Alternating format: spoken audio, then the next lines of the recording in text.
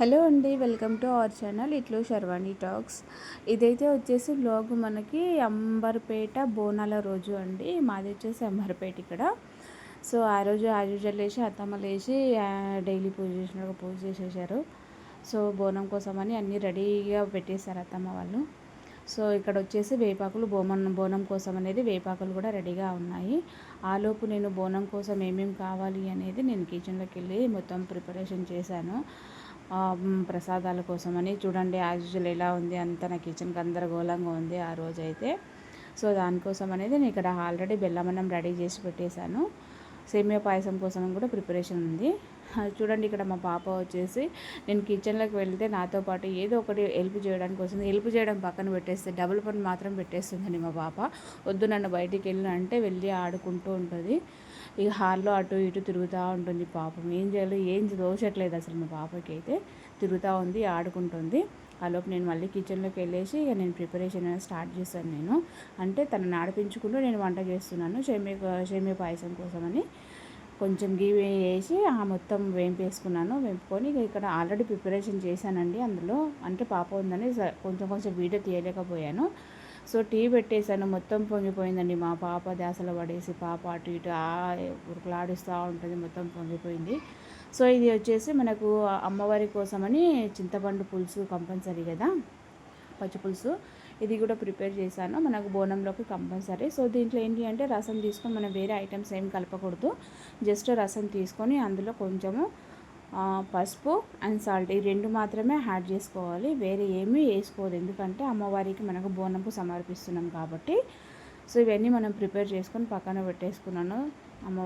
అమ్మవారి బోనం కోసమని చింతపులుసు అండ్ బెల్లమన్నము సేమియా పాయసము పక్కన పెట్టేశాను బోనం కోసమని.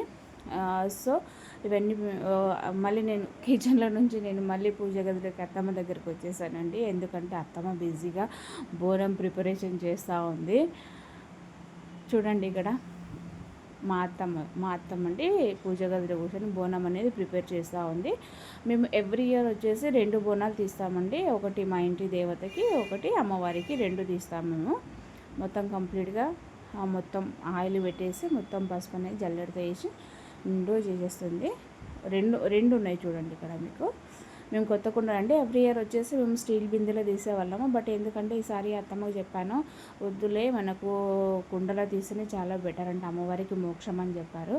అని నాకు తెలియదు ఇంతకుముందు. నాకు తెలిసిన తర్వాత అత్తమ్మకి చెప్తే సర్లే అని బోనాల రోజు మార్నింగే వెళ్ళి తీసుకొని వచ్చింది అత్తమ్మ.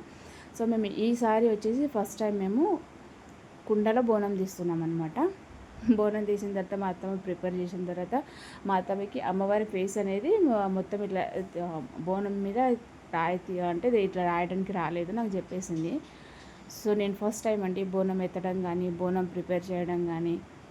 సో నాకు వచ్చినట్టుగా నేను అమ్మవారి ఫేస్ అనేది బోనం పైన నేను వేసాను.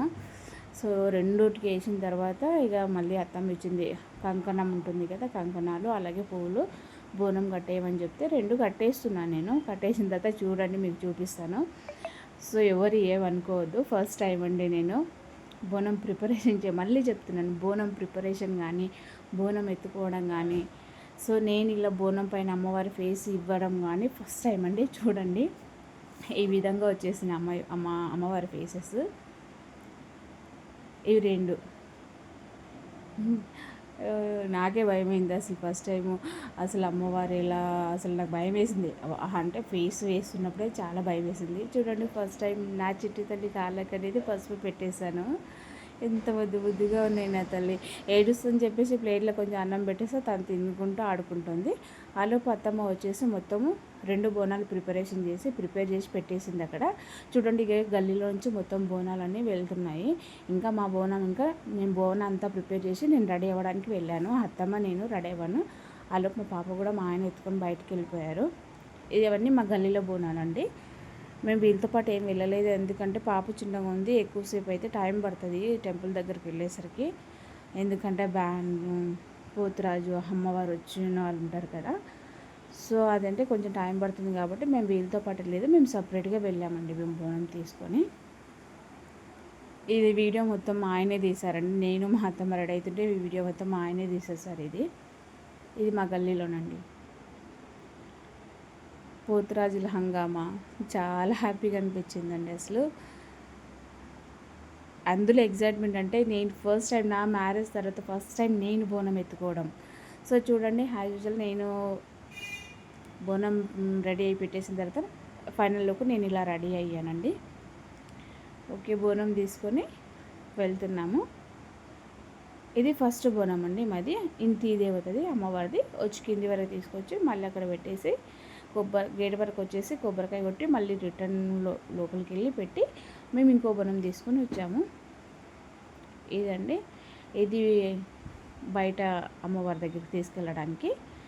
బయటికి వెళ్ళిన తర్వాత మా హస్బెండ్ అండి బిందెల నుంచి నీళ్ళు కాళ్ళ మీద పోసి, అలాగే కొబ్బరికాయ అంటే ఇది దిష్టి తీస్తారంట కదా, కొబ్బరికాయ కొట్టేసి నిమ్మకాయలని తీసేసాడు. మా పాప చూడండి కొబ్బరికాయ కొడుతుంటే తనకు తగులుతుందేమో అని భయం వేసింది. పోయి నాకు దగ్గర పడింది, భయపడింది. తను దూరం జరుగుతుంది. ఓకే అండి, ఇది మా ఇంటి ఫస్ట్ బోనం నేను ఎత్తుకున్న ఫస్ట్ లైఫ్లో నేను ఫస్ట్ టైం ఎత్తుకొని చాలా హ్యాపీగా అనిపించింది. కానీ అలాగే భయం కూడా వేసింది, నా వల్ల ఏదైనా మిస్టేక్ జరిగితే అమ్మవారు ఏంటి అనేది. సో ఫైనల్గా కొన్ని స్టిల్స్ అనేది పెట్టాను. బోనం సమర్పించి వచ్చిన తర్వాత ఇంటి దగ్గరికి వచ్చిన తర్వాత మా ఫ్రెండ్తో కొన్ని స్టిల్స్ నేను మా పాప తీసుకున్నాము.